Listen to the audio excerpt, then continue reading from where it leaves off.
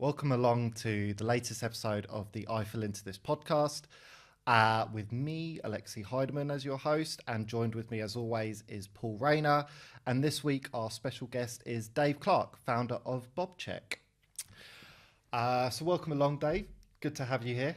And generally, well, how we start the podcast is it's called I Fell Into This. So how did you fall into recruitment? Great question. I'm a failed tech geek, basically. So I did a network management degree, and my dissertation was on this new thing at the time in 2003 called Wi-Fi. Wow. Right? Never heard of it. Never catch on. No, it was really weak. You couldn't go through rooms.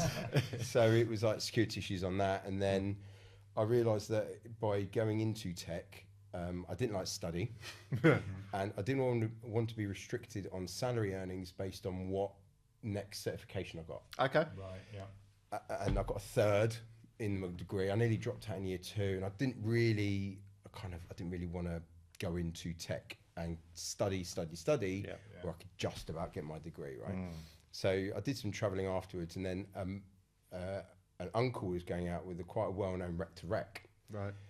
So Dad was pissed off at me at home, a bit bored, and he hooked me up with this lady called Helen, and she sent me on 2 days of interviews.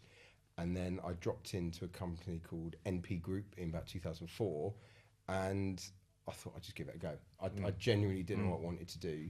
I wanted really to join the army, do the officer stuff. Right. And I did a network degree because I was going to join the Royal Signals. Oh, okay. And then I've dislocated both my shoulders playing rugby. Wow. And my mate joined Sandhurst first, and then I went travelling. So when I got back, I was like, "Oh, you going to Thingy's birthday?" He's like, "No, I'm in Yorkshire." You can go to that wedding? "Oh no, I can't. I'm training." I was like, "Oh right, okay, you're pretty owned." Yeah. So I started in recruitment as a researcher first, Yeah. and I was recruiting the people I didn't want to be. And I didn't realise how useful that is, having a network degree, recruiting, networking people. Well, that was the company name. And it actually got me a load of credibility, I think. So I was a researcher for probably a year, I think. And I was thinking on the way over here how important that was. Yeah. Because nowadays you get sat on a desk, here's your Rolodex back in the day. Or here's your tear sheet, or here's your call list. And you actually don't really know what you're talking about. Yeah. But when you're a researcher, you're qualifying candidates, understanding the questions, getting some leads, and understanding the technologies. Really learning the business, aren't You you? have to. That's how you learn from the candidates, right? Because you can ask them questions, they'll happily give you they love talking about themselves. Yeah. And I vividly remember we had a fairly senior job on, and I found this guy that was CTO, and he was trying to qualify me out as a recruiter. And he started asking me some tech questions. I answered them all. I was like, "Oh, right, you actually do know what you're talking about." But also, you're listening to all the other recruiters, the directors, the managers, qualified jobs, do BD, fail. Yeah. Crash and burn on the phone, trying to do a good BD pitch. So you get to learn the network and market and the players, the movers, shakers, the company's not doing very well. So when you then get promoted and start to do biz dev, you're invariably going to pick up jobs anyway from the candidate. I remember I was talking to a candidate I used to Cisco networking world and all that stuff. And I said, "Oh, where are you going for interview?" And he was like, "Well, company A, B, C." So I piped up to my director at the time. I was like, "Oh, he's interviewing here." He was like, "Well, I know the MD." So picks up the phone, and so that opened up a huge account for us by that. So when I started, I actually really struggled with headhunting, because this is before LinkedIn was invented. You've got your Excel spreadsheet. You have to call up the switch desk or the switchboard, sorry. Talk to the PA or talk to the person, and then kind of lie your way in. That's a skill set, though, isn't it? That's a skill set to have that tenacity to keep going on and take those rejections, isn't it? Yeah. Go through those closed doors. Yeah, and I actually really struggled with it. I remember living at home, getting on the train. Well, this is lying, and I don't lie. And then one day I was like, well, let's just carry on and see how I do. And it worked. And then you kind of build up resilience, thick skin. Yeah. Did you ever almost give it up? Yeah, big time. Really? Yeah. Yeah, I think by nature, I think I learnt this over years and years and years, but I'm a good farmer. I'm not the hardcore aggressive hunter. Yeah. And but we'll go on to that other bit, why that was quite useful. But it was really tricky. And then you think, oh, actually, I made this commission. I need to wait till they start, and they might drop out. You've got to then wait for the commission to come, and then the client might not pay, and all the. I'm like, oh my god! So even getting the money in, getting the commission in, was a risk. Yeah, yeah. And then when you've got it, you think, oh, right, I'm going to be taxed. It's Yeah. student loan. I got a rent. I got food, and that's all gone. So it was, it was a great company to work for. I was man and boy. Yeah. The only agency I worked for. And then you just rose up the ranks a bit. But job titles were a bit irrelevant, really. But when I started with MP, they were, I think, 15, 20 people. Yeah. And then I saw them grow. Exec search division. They bought Choice Teachers, which was education supply. They built APAC really well, and the US company. I think they closed that and moved people to UK and abroad. So I think I saw them go up to an RPO team. I think I saw them go up to about 130 people. Yeah. And then by a series of clients stopping and them shutting down and people leaving, it kind of fell back down. But yeah, it was a great place to learn. Yeah. And obviously, how long were you there for then? 14 years. 14 years. Yeah, man and boy. Yeah. So I left them and I didn't go back to agency. So it was a wicked place to learn. I think it had a great, and it still has a great reputation in the technologies and sectors and offerings. We were offering things back in the day called virtual bench and campaign days. You used to get a client in, they needed to hire 10 people. Go to rooms and we have like 30, 40 people interview for a day, and we come out with 40, 50 grand's worth of fees. But our clients were winning global projects on the basis of not having any staff, knowing that we would deliver them. Okay, so this is where, before this AI and automation and configuring and remote config, we built teams in for a company called Intact Integrated Networks, who were delivering a project for BT. We had teams in about 8 cities all over the world, and we had a guy, the CTO, just fly around doing the interviews for us, round tickets. Right. And we were just arranging all these interviews with CCNA, CCNP networking guys all over the world. Yeah. And it was amazing to be in the Lions pit. Yeah. It's like, right, crack on. Yeah, that's cool. You pick up jobs here and there that might be a couple of grand fees here and there, or big ones, but most of them were project deliverables, like real game changer programs. That's really cool. Yeah, because that's exciting. So thrown into that, it's like, right, we need to hire 120 people. Yeah. Okay. That's an adrenaline rush. Oh man, yeah.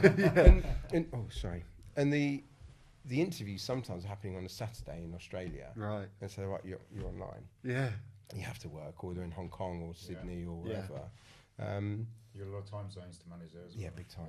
Big time. Yeah. It was. I didn't realise how important that was. When you're in it, you think, right, commission, work hard, don't let anyone down. Yeah, yeah. But actually, looking back, it's not like get on the phone and get some jobs. It's serious project. Yeah. That's cool. Yeah. That's really cool. And so they're 14 years then. So why the move on from there? What was the case there then? I think I was burning out and I didn't realise it. Okay. Right. Yep. So if you think in 14 years, I've probably had 3 or 4 managers. Yeah. So it felt like 3 or 4 different companies, and with different focuses, different opportunities, different scale, still niching in the same market. And I think, in all honesty, I probably just got really bored. Okay. Where, like I said, so I was a good farmer. So people invariably left, and then accounts that we'd won needed to be looked after by someone. I think the majority of all the accounts I had them 10 years plus. Right. Yeah. So there were real relationships. I had at one point, I think I had 44 contractors working for me directly on site, dual desk, and I was doing perm on top of that. Okay. So I remember talking to my boss at the time saying, look, 2 days a week, I'm doing admin. Yeah. Contract changes, templates, meeting them for lunch because they want pay rises. Yeah. And they go, like a union, you're trying to calm them down. Think of it, it's a marathon. It's a marathon, not a sprint. Yeah. Calm down, this is building the basis on these massive projects. And this is way before automations. So you've got to do your contract templates yourself. And I think there were things that were were really, really good. I mean, I went on nearly all the sales trips. So like Ibiza and Barbados for the weekend. That was awesome. Yeah, that's cool. That was 2008, just before the crash as Oh, well. right. So Yeah. that was really good fun. 2 Yeah. months in Barbados. Yeah, loads of trips, loads of weddings with my mates, and it was an amazing time. I just think I was burnt out, and I just didn't know what to do. I didn't want to quit and just go and make money for someone else. Yeah. Like, same day, different toilet kind of thing. Yeah, not solving the problem, would it? Really? No, and I didn't have the confidence at the time to go and back myself. Helen was pregnant with number 2. Yeah. Timing again. It's what keeps coming up in all of our conversations. Really about timing is always something to overcome on your next part of your journey. Yeah, waiting for that next commission check. Yeah. You got to do the bedroom again for the new crib. And I was like, right, okay. And Helen's dropping out of work because she's on mat leave again. And I was like, do you know what? So I think at one point, I think they were interviewing for internal ops. Okay. And I actually was like, do you know what? Because I know recruitment, I know what we want, I know what the brand needs. Yeah. And it was just too much of a risk to just stop earning, drop down to base salary. But like I should have told myself, life's a marathon, not a sprint. Take that drop to rebuild yourself and go up the food chain. But it was, I loved it there. I had good earnings. I got top biller 2011. Thank you very much. Nice. We'll put that in the comments. Yeah, top biller. No, it was wicked. They're still going strong. Yeah. I think they sold out. There was an exit, and they're part of a different group now. But I think in all honesty, I burnt out, and there's Well, it's like, and the comment we spoke with. We had someone on the podcast who's now a business coach. Working with recruitment founders, similar thing. She just burnt out as well, and it's difficult to recognise those signs, though, right? As well, like how do you, how do you diagnose burnout? It doesn't, it's really difficult as well. I think I had some new jobs drop in the desk, and I was like, I just can't be bothered with this anymore. Just that enthusiasm kind of gone. Where maybe you had that buzz before. Yeah, I've got something new coming in. This looks cool. Whereas maybe it's like I've kind of seen this all before and been through that cycle before. It just got a bit monotonous and boring. And I think I needed to do something totally new. But it was great foundations. Even I love getting cold calls now. Because I think someone's got my mobile from somewhere, and I get a couple a day and here and there. Some of the really good cold calls are fantastic. I love them. But some of them I'm like, dude, do a bit of training with them. To yourself. I was like, no, you didn't have to do a hard. When you start training them on the call they're just giving you. There's no pre-close. There's no pre-information. It's where you've gone wrong on this call. I love it. I just, I think recruitment was such a quick sales cycle as well. You're building up your candidate pool. You need to know what's going in your market, and then clients. And invariably, you get a call. I need someone on site next week or tomorrow, whatever. And it teaches you how to be really fast and reactionary and know your market. What I don't think it teaches you is, maybe it might be me or something, but actually patience for the longer deals. True. Or understanding at the higher level, the account managers might be pitching for a big program and things like that. But because I was a doer, you're only as good as your last month. Hate that comment. I was on holiday for 2 weeks and I had 5 finishes. So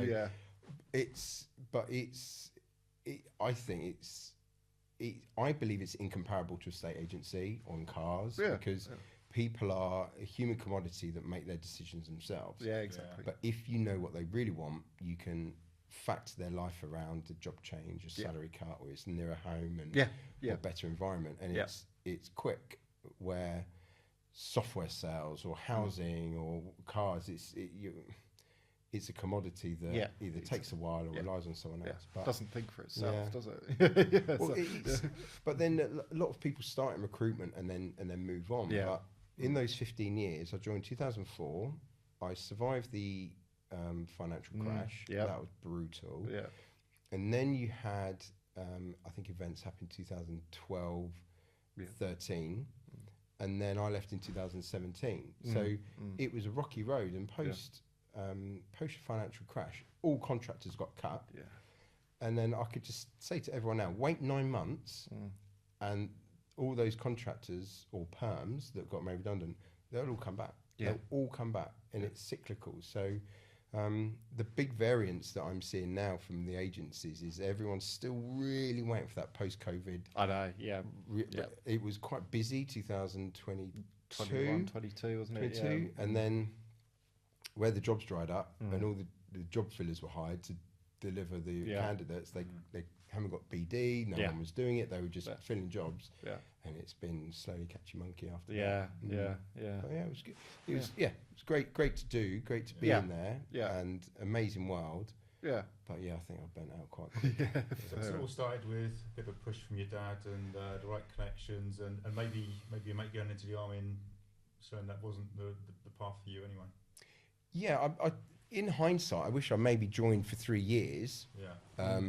And then just leave. You can wear your belt and your tie, and you might have seen some action. But it was, I'm glad I didn't go into tech. Yeah, I'm now glad I didn't go into the army. I absolutely love the nights out, client nights, trips away. The old school. It doesn't matter how hard you go the night before when you go out. Be at your desk at 8:30, 9 o'clock. Doesn't matter. Yeah. If you're monging, if you're cross blurry eyed, you're there. You're there. You tick that box. You've turned up. I think I did. They used to call it a known binge. I did go out. I remember it was my sister-in-law's law graduation party. Not even with clients, and we just got hammered. We were doing shots, and I left my phone on silent, and I didn't have an alarm. And I think I woke up at 11:30 with like 15 missed calls, loads of texts. Right. So I got up. Brushed my teeth, was stinky. Probably got Burger King on the way. And I got into the office and they like black font 72 large, known binge all over my desk. And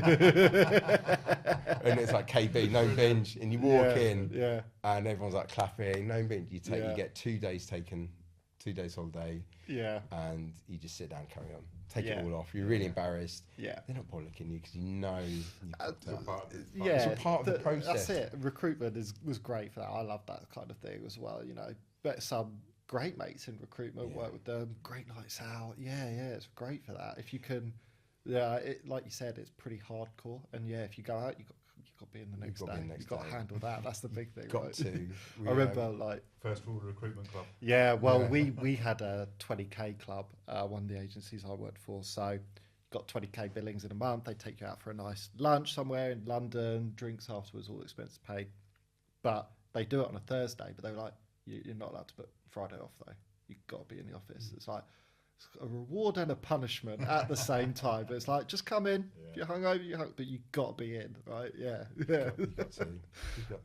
I'll save some other stories for after this. It was like, even... Everyone's been saying that. We're going to have to do an after podcast and then talk about other things. You've got to sign up. We've already talked about the golf, haven't we? Big part of recruitment. Well, even that like client golf days. It's like, even if you just like golf, just go to the golf days because you get your clients for 4 hours, 5 hours. Yeah. That's and why you chew the fat, and I love it. It's brilliant. Go to rugby. My old client Tony, I saw him the other week. New Zealander, went to like in the gods at Twickenham, but went to England, New Zealand. Nice. But you get them all day. Yeah, exactly. Get absolutely hammered. And also, it's out of the standard work environment, right? They're a little bit more relaxed. It's easier to talk to them. You've got common ground if you're playing golf with them or you're rugby with them. So it's other stuff you can talk about as well. So it's great for that, isn't it? Yeah. Well, back then, let's talk about 10 years ago. It was more office based. Yeah. And you go to clients' offices and you go and meet the candidates and you do more. I think more is remote and on Zoom. Yeah, true. And everyone's a bit more geographical. It's not as important as it used to be. If you were banking recruitment, you'd be in the city. Yeah, if you're tech, you might be maybe in the Cambridge hub startups or in London, and you're in town. Yeah, I'd maybe see a bit more less, but I'm not in the trenches for that one. Yeah, you don't need to worry about it now. No. So on that then, so how did it come about from leaving MP Group to where you are now, setting up Bobcheck? So I actually left MP, and I didn't really know what I wanted to do. I was burnt out. I didn't really know. That I had a really weird bout of vertigo.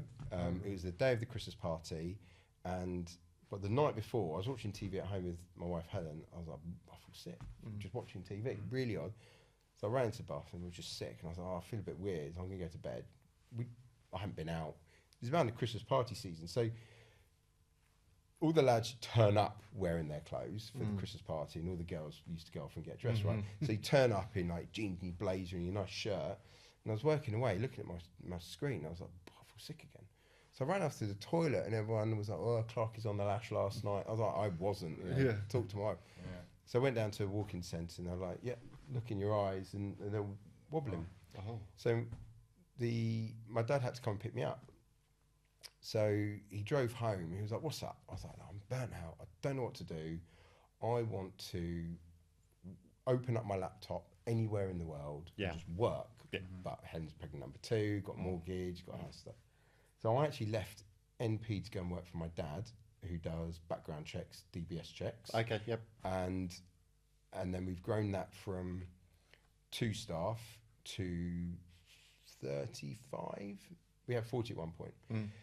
It was during COVID that I was working with Dad that I was watching Netflix, and I was actually looking on the Bullhorn, Job Adder and Vincherry marketplace to see about background checks. Okay. And it's not that sexy, it's quite transactional, and we were quite late to game for the software and the integrations. And then out of nowhere, I had a memory of my old boss, Dave Etherington, making us do the Bob's Day. Yeah. So Bob means behind our back, and you download everyone knows, you download your CV sent list. Yeah. And then you cross-reference publicly available data sources to see if they're actually working at your client, and then you go and investigate. So I thought, oh, right, yeah, I remember that. You used to get pizza, you used to get beer. Yeah, yeah. Just do it once a quarter. Yeah. I didn't realise back in the day it was normally end of quarter or end of half year, and they're trying to find some extra cash. Yeah. But I was so in the trenches, I didn't really realise that. But I do now. I appreciate the There was effort. a reason behind it. Yeah, the timing worked perfectly. Yeah. So, and because I was on some key accounts, we used to send quite a lot of CVs. Yeah. So it was like, okay. And then I used to find a few. Yeah. Because the volume you send, or some friends used to find them, you're like, oh. Yeah. So you either went 2 ways. You either flag it, and not Dave or the group or the team, but it's like, actually, that's, quite poor candidate management, bad client management. Why'd you let that happen? Or, awesome, well done. There's 10 grand. Yeah. Let's put it on fee. And let's chase it and see what happens. Yeah.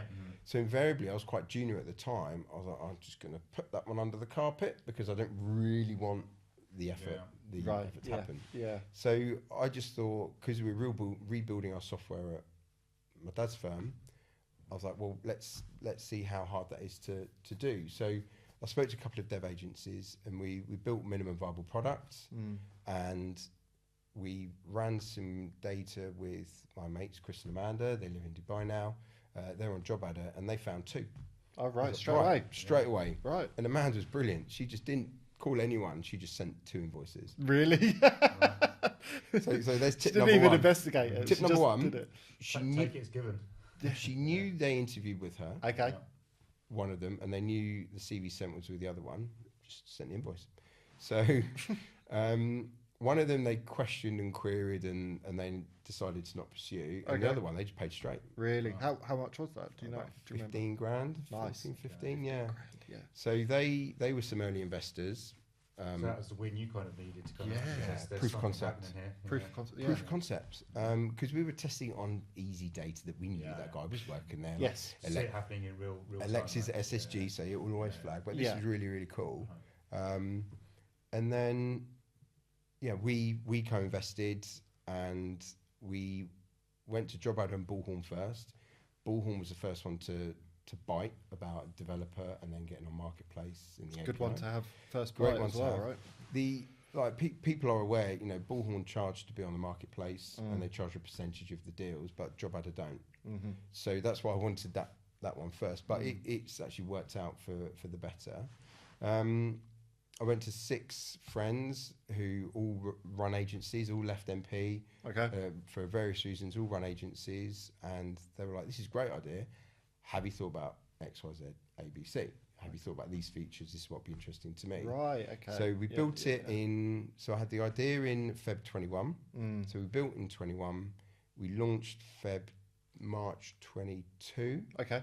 So that was our first year. And that first year, everyone said, just don't put stress on yourself. Not like these AI boom companies now. Just get it right, get it wrong, get some early wins, get some real good testimonials behind you. So we really say we launched that Feb 23. Okay. Yeah. So we've been going 3 good years. Yeah. But yeah, it's been a fun journey. Yeah. Fun ride, Having that network of testers early on, that was probably quite key to you. There's people that you already knew who are actually looking through your product and saying, "Hey, this is what we would want from it." From a customer viewpoint, I suppose. It was useful to the point where it was great to have some early adopters, but then if they didn't find anything, then they were like, well, doesn't work. Yeah. Well, it does. You don't have to spend 300-400 quid a month on manually doing it yourself. Thousands of records, a soul destroying job. At minimum, it's saving you time. Yeah. So like insurance, I get, right? Yeah. So most people either put it on subscription, or business insurance. On their finance. Okay. Finance thing. Yeah, it's interesting. So the concept stemmed from lockdown and the idea, and I think someone had tried it in 2016-17, but it was too early. Right. It was too early, and then the only other people that were kind of doing it were debt recovery agencies. Okay. And they would just run your data set on a rubbishy CSV, and they'll be really interested in, not with the missed fee, but actually to go and claim it for you. Yeah. So different motive for doing that. They will run the data for cheap, but they had to go and do the debt recovery. Okay. And where I saw the gap is, MP Group would never really want, or all my mates wouldn't really ever want a legal person doing their debt recovery. They want to negotiate. Talk to the client why they still want to maintain that. If it's an accident, right, they want to maintain that relationship as well. If it's a genuine the minute you go legal, that's it. It's really done. Relationship, haven't you? So we saw the middle ground, and then we thought, right, just make pure SaaS. We do the notifications and flagging, tracking and flagging, and then you do what you want with that. Yeah, so they get to decide if they pursue it, or like for the fee, or they negotiate, or retainers. We got 4 tracking on the dashboard. We've got claim fee, money in. We've got, did you indirectly negotiate a retainer or exclusive? So what money, you didn't get 10 grand in, you got 30 grand worth of new fees because of it. Are you still investigating it? So there's a management platform there. And really, most importantly, no action. Why didn't you go after 5 grand and then 10 grand and 15? And so in 9 months, when you've forgotten all that, or the administrator changes or something, they can log onto the platform and just see a trend. So it's been quite powerful for companies. One of the indirect benefits was we had 2 customers have the same missed fees happening at the same bank. So I was like, you might want to check your contract on that, because this other company, I'm not saying which ones, but just run your contract through AI, and they didn't realise, but they had the representation specifically to the job. Okay. And or 3-month representation. Oh God. So I could send you for a Java developer. And then they'll be like, senior Java developer. Different rec. Man. And so they don't get so both customers put their CV through AI, but what they did, they made a bit of a wrapper, and they put all their contracts through. They asked it maybe 15 questions that are really important to them about payment terms, representation, and it cut through the legal speak, and they redid all of their contracts. That's great though, in terms of being able to audit like their terms of business and stuff as well, to make them protect them again in the long term, right?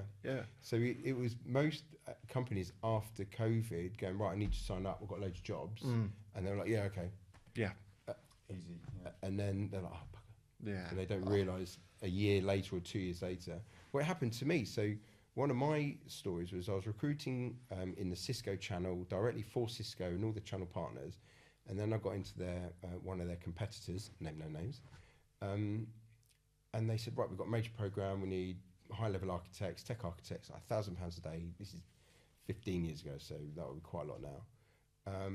Send us loads of CVs. I was like, fine, great. 2 weeks later, oh, sorry, project's on hold. Fine. 6 months later, maybe 7, but I don't want to say 6, 7. We're going to edit that out. Yeah. I start getting phone calls. Hi, Dave, I've got an interview at Juniper. Hi, Dave, I've got an interview at Juniper. Oh, it was Juniper Network, sorry. They were just sandbagging the CVs. Right. For 6 months, representation period over. Yeah. The manager opens up a file, just goes nuts. Wow. So I was like, right, don't want them as a client, even though you want them as a client. No point, right? Yeah. Scrap them off. So there's probably lesson number 3. Yeah. And so, we've learned all these things over the years about, I built it to make money for my clients on a SaaS model. But actually, most of it's the indirect learning and the reasons why it's happened. So helping them to tighten up their process. Why are they missing so many fees? You know? There must be other things as well where people are moving on from within businesses as well, where just fees are getting missed and not passed on, or we haven't got the right systems in place to follow up on these things. So we've just finished the proof of concept trial for quite a large firm on Salesforce, Bullhorn for Salesforce, new integration, plug. And they've gone down from 190 peak COVID, post-COVID, to 90. So a lot of people are cleansing, getting rid of dead wood. And you'd rather have 90 on fire than 190 average. And this is what we've talked about before. Right? Yeah, absolutely. So we ran 10,000 interviews for them for the last 3 years, and they found 12 slam dunks. Right, so it's about 160 grand in genuine missed fees. Right. And he was like, right, let me manage that. This is a really great proof of concept. Yeah. And then we ran 35,000 CV sends. Okay. And they found another 20 that they're going through and working out. So already they've had 100 grand paid in. Nice. And so his return on investment's like more than 10x, like more than 10. So when you start putting in those sort of numbers behind it for those sort of businesses, then that's like a wow. That's crazy sort of numbers, right?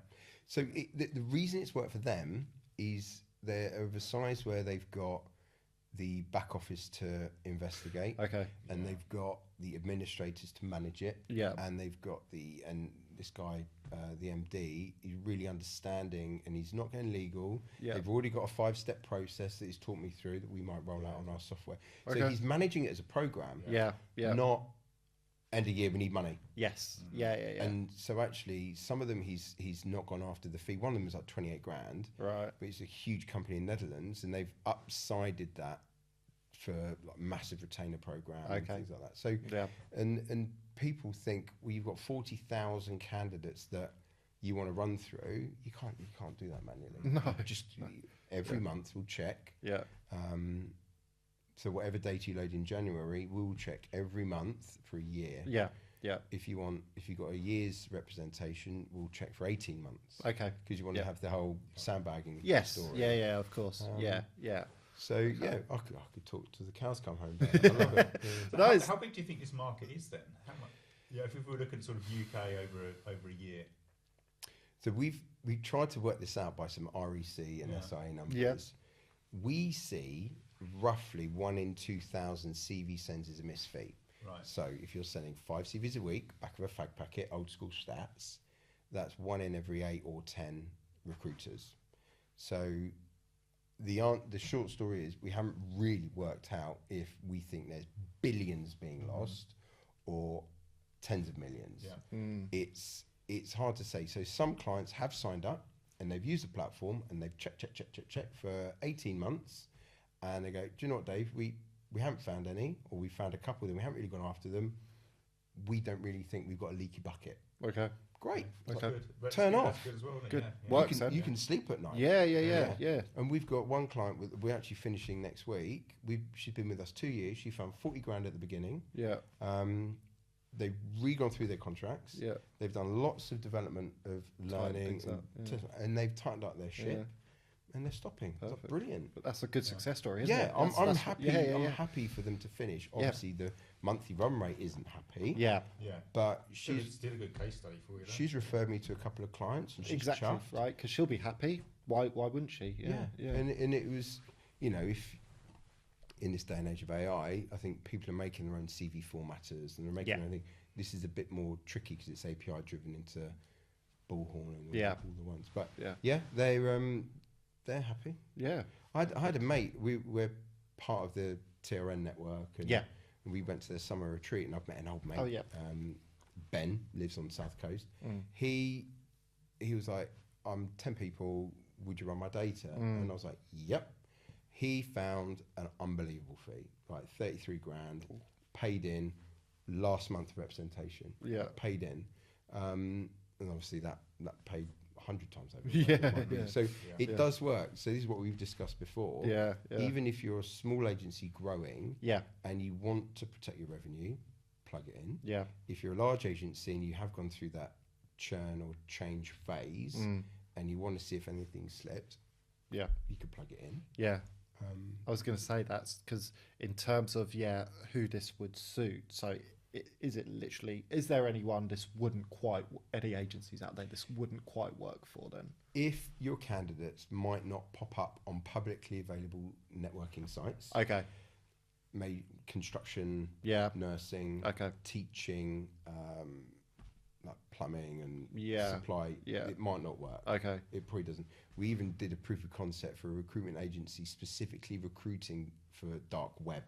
Right. We're like, that's not going to work. The clue's there, right? I don't really help on that one. It's like plug in. Help you find the people that don't want to be found. And then we're actually going through a trial at the moment for a veterinary recruitment firm. And he said, look, half our people are on a social site. But loads of them on the About Us Who Are We page. So we're just we're testing it now, final testing our web/AI searching about blog posts, other media style. And from the testing that we've done, it's like for his example, it's the About Us page. Alexi is head of horse management. About Us, picture of the horse. So it's more that way of flagging. That's cool. And so we're rolling that out to a couple of customers as proof of concept and trial. So the low end jobs it doesn't necessarily support. That makes sense. Obviously you've got to find them from somewhere as well, so they have to kind of be visible. Is the most common place to find it, is it LinkedIn? Is that generally where kind of most of yes and no. So our data sources pull from Glassdoor, G2, Facebook, LinkedIn, and now social. So we're trying to, if it happens, even if they're starting to like lots of comments from that company, then we should flag it as well, because it kind of is a bit of an indicator that they're working there. That's interesting. What we have had is some of our data sources have had job changes and then they've deleted it. And it's a strike through. So Alexi at SSG, and then it's been taken off the web. Then that's helped in a number of cases.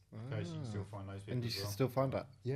That's cool. And then we've had to go back into the code base and actually give them the raw data, not the pretty interface. And go, here you go. This is when you changed it.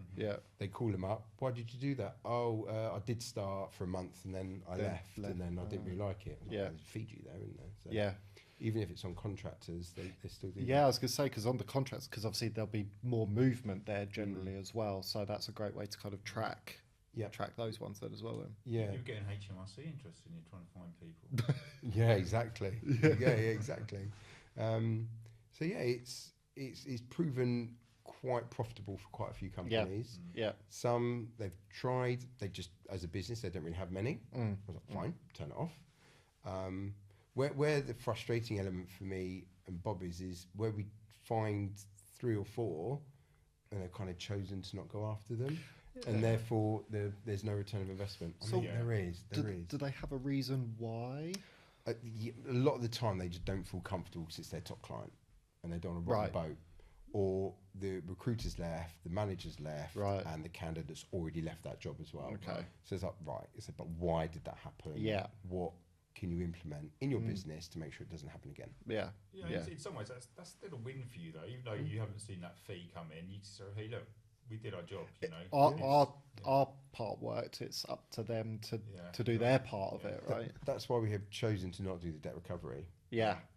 some people say, well, actually, you're only doing half the service. I said, well, I'm not a lawyer. There's others out there that can do that company if you want to go that route. And like you said, it's like every company's going to have a different way of dealing with this. Like if you've got a big contract, then you may be treading a bit lightly on, and going a bit softly. Did you know about that one?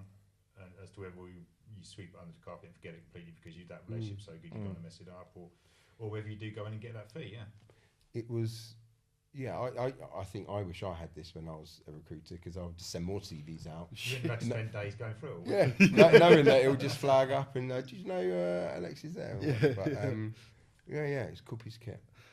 And so integration. So Bullhorn, Job Adder. What other CRMs does it integrate with then? Bullhorn Native. Bullhorn for Salesforce. Yeah. Or they call it Bullhorn Recruitment Cloud. Job Adder, Vincherry. Okay.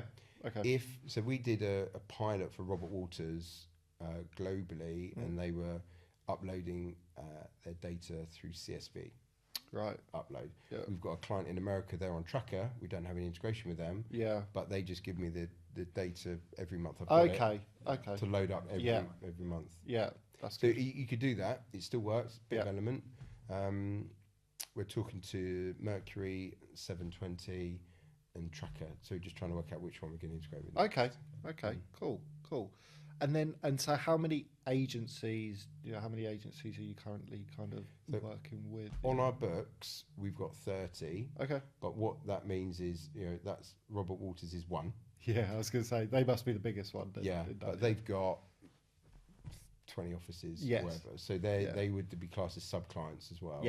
Yeah. And then we've got some really interesting conversations going on with quite a few enterprise clients. So we can see the value add at the bigger level, and then I absolutely love the wins at the smaller level. Yeah. It makes me so happy. Well, it means more probably to them, right? Like that's real. That can make or break a business. Yeah, Ben Hook found 30 grand. NP, my old firm, used it. They found 10. And they forwarded the email trail. They're like, how much are we paying for this? It's brilliant. We need to find more. Things like that. Yeah.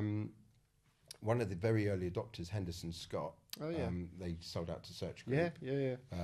Their internal tech guy was my main liaison, Richard.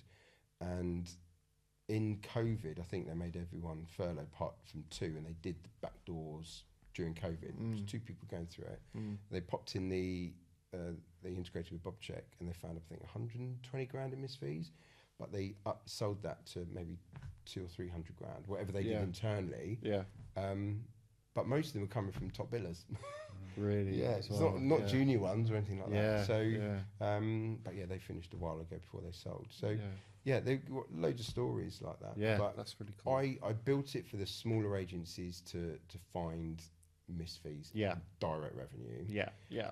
Where it's being widely adopted is at the enterprise level. Yeah. Because there's certain things you have to do afterwards to go and after it. Yeah.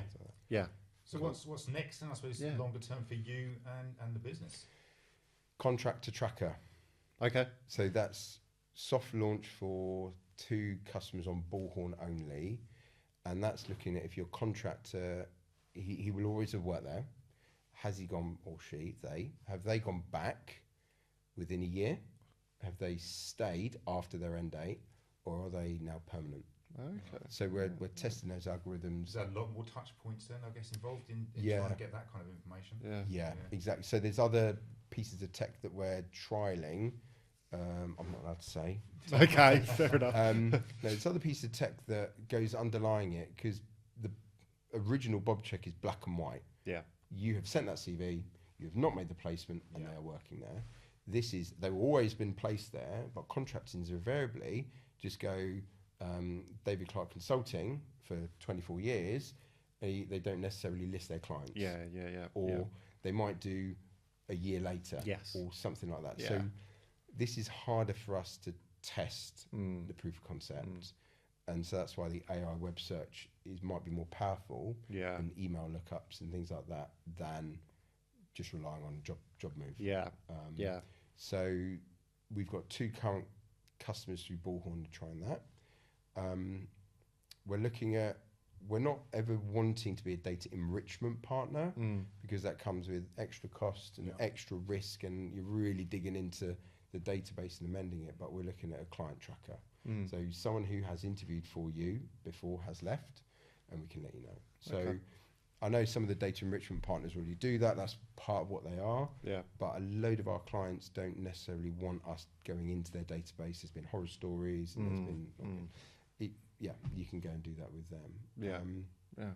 Like we had one client in Germany. They look at every piece of kit out there on Bullhorn.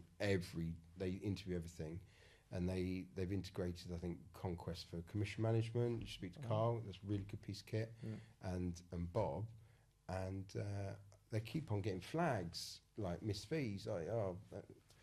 So because of the dashboard and the tracking, I would like to know, success. They're paying quite a lot of money a month. Yeah. I was like, how's Bobcheck going? Oh yes, Bobcheck is great. Okay, fine. Why is it great? Flag, because I get an email as well. Forward it on. Hi, did this turn into Miss V? Yes, we love Bobcheck. Okay. So they message on a Sunday. Like the client always messages me on a Sunday because that's his Bobcheck day, or does admin. We have an idea on, can we call on Tuesday? I was like, yeah, fine. So they came up with the idea as well, that we came up with the client tracker. Okay. And I was like, oh, by the way, you have 5 flags. How's this gone? He was like, oh yeah, we've got €100,000 plus. No. And then had 2 more investigate. I was like, you got to tell me. Tell me. I need you want to be told? Yes. Like, yes. You've got this lovely dashboard that you can track all this money. Oh your win is my win. Yeah, exactly. Tell your friends about it. Yeah. So we still want to be pure SaaS. We never take a percentage of the miss fee. We can help you out if you want lawyers as debt recovery firms. So we can guide you with the best ones. But focusing on partnerships like you guys with the smaller firms. I think we've got the discount code we can send for you. Anyone can sign up, and the enterprise level. So that's really cool. Certainly sounds good. Yeah. And that's great to get that feedback from clients as well in terms of how it can evolve as well. That's where this customer in America who's loading up on CSV, she's brilliant. She'll send me a little video out of nowhere, a little Loom video. She's like, that doesn't make sense. This is really good. Could you move that box there and you do that? And this would be great. I was like, I suppose, because different countries it's going to, so it's going to. We think we've got a really good dashboard, but actually after about 6 months of feedback, we're redoing it.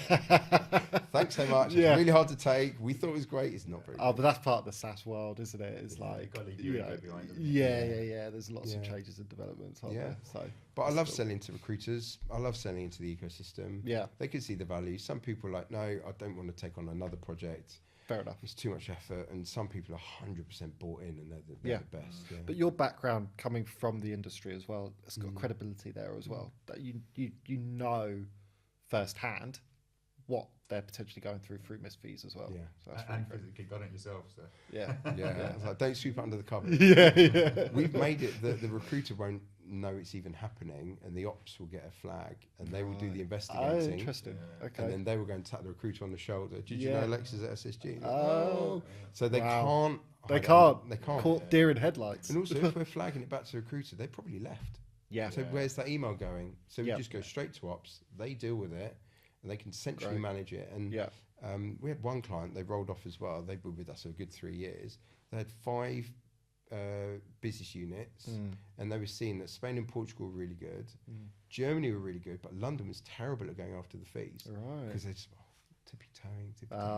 Straight on the phone, leader, you need to start going after these, because they're paying for part of the fee as well. Yeah, fair enough. So contract tracker, client tracker, cool, AI and web. But and what?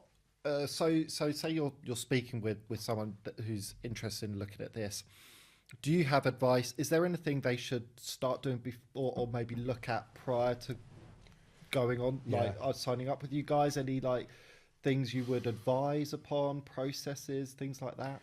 Yeah, we've got a load of clients that are in a waiting pool that know that their data isn't great. Okay. So the recruiters are still not logging CV sends and interviews. It's straight to perm, straight to placement. Sorry. I guess that's how a lot of conversations start with you. How good's your CRM? I know our processes aren't great, and that's where that comes from.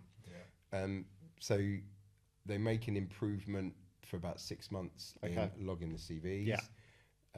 CV sends and interviews, getting everything off Excel. We've got a client who's been using Monday.com right to send all the perm stuff. I'm like, but you got Bullhorn. I know, we're doing it.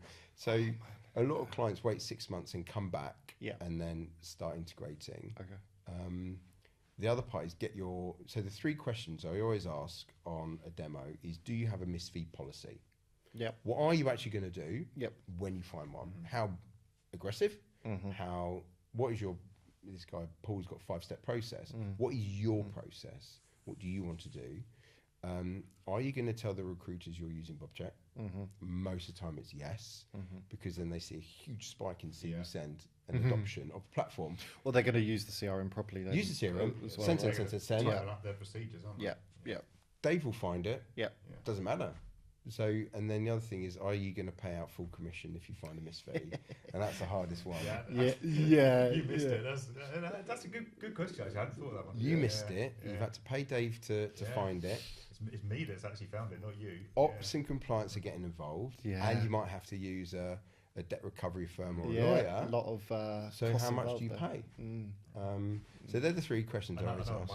My answer would be. We had one client who were brutal. None. It's your fault, missed it. I was like, maybe you need to rethink that. Based on feedback, I think you should. Yeah. If you want to keep your staff as well. So how good your data, how good your processes, and if you do get one, and when you do, because it will happen, what are you going to do about it? Good question. Yeah, no, that's good. That's interesting. Fantastic.